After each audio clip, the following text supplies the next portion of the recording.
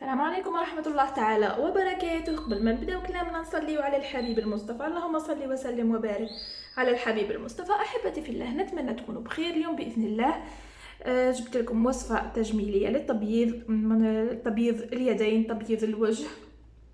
الايامات اللي فاتوا حوست ياسر على وصفة تكون يعني شكرها ياسر وتكون مجربة.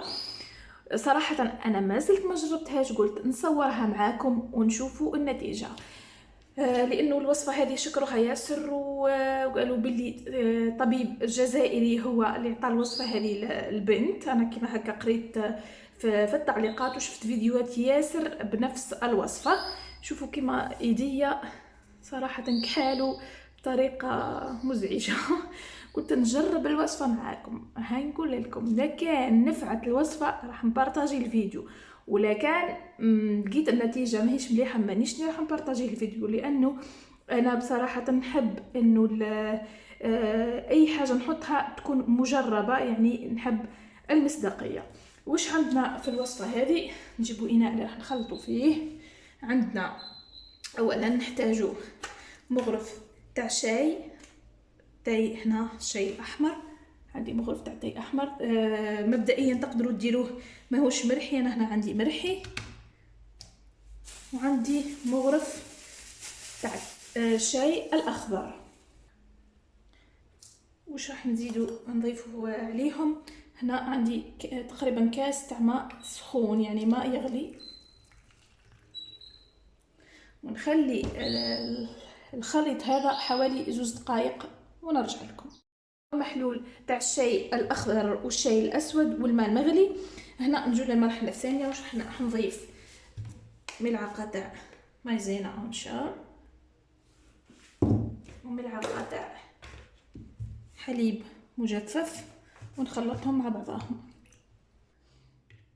بركا نجو للمرحله المواليه. نجيب اناء اخر هنحطو لهنا. واش راح ندير؟ راح نحط ملعقه تاع حليب مجفف، وملعقه نشا، وملعقه قهوه سريعه الذوبان، يعني كما نقولوا نسكافيه. ملعقه قهوه سريعه الذوبان نخلطها. راح نزيد ملعقه تاع شاي اخضر مرحي. هنا لازم يكون بودر خلا، نرحيه ونصفيه. يعني المرحله الاولى تقدروا ديروا فيها التاي ماهوش مرحي، بصح المرحله هذه لازم يكون مرحي. راح نضيف حوالي ملعقه صغيره تاع خل التفاح.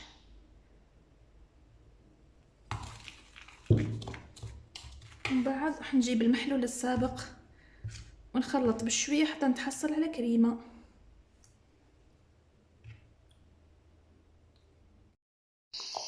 شوفوا معنا هنا المحلول هذا راح نخليه على جنب لاني نحتاجه في المرحله الاخيره. واش راح نضيف للخلطه تاعي باش تتماسك وتعطيني نتيجه احسن؟ هنا راح نضيف مغرف تاع فرينه او دقيق ابيض ونخلط. شوفوا معايا الخليط سواه متماسك. هنا راح نبدا نطبق فيه على المنطقه المراد يعني تبييضها. هنا راح نبدا بيديا لانه يديا مضررين ياسر.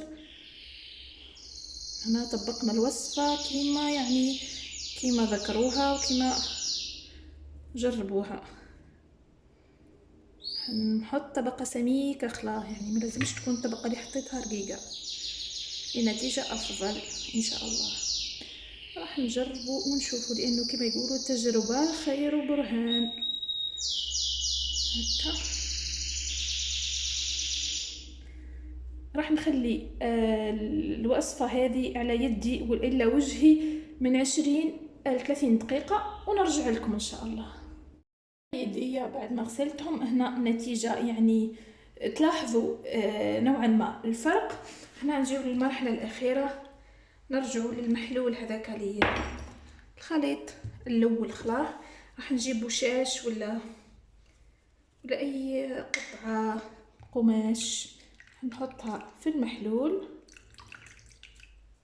ونعصرها ونعاود نحطها بالطريقه دي فوق يدي، نخليها حوالي 10 دقائق 15 دقيقة بالطريقة هذه، ونرجع لكم ان شاء الله. حميدية بعد ما غسلتهم صراحة الوصفة مفعولها لاباس به حوالي 50%، يعني بالنتيجة اللي كنت متوقعتها، يعني نتيجة لاباس بها. وشي هو كما قلت لكم الوصفات هذه مش من اول مرة راح تبان، انا راح نزيد نجربها مرة ثانية او ثالثة، راح نديرها مرة في الاسبوع. وبعد ما نكون غسلت ايدي هنا بركة، نبهكم لانه كي تعملوا الوصفه هذه شويه كي تحبوا تغسلوها راح تجيكم شويه صعيبه، يعني كشغل تلصق هكا شويه في البشره. عادي غسلوا مليح. هنا راح جبت زيت الليمون ودهنت به ايديا هكا لانه يزيد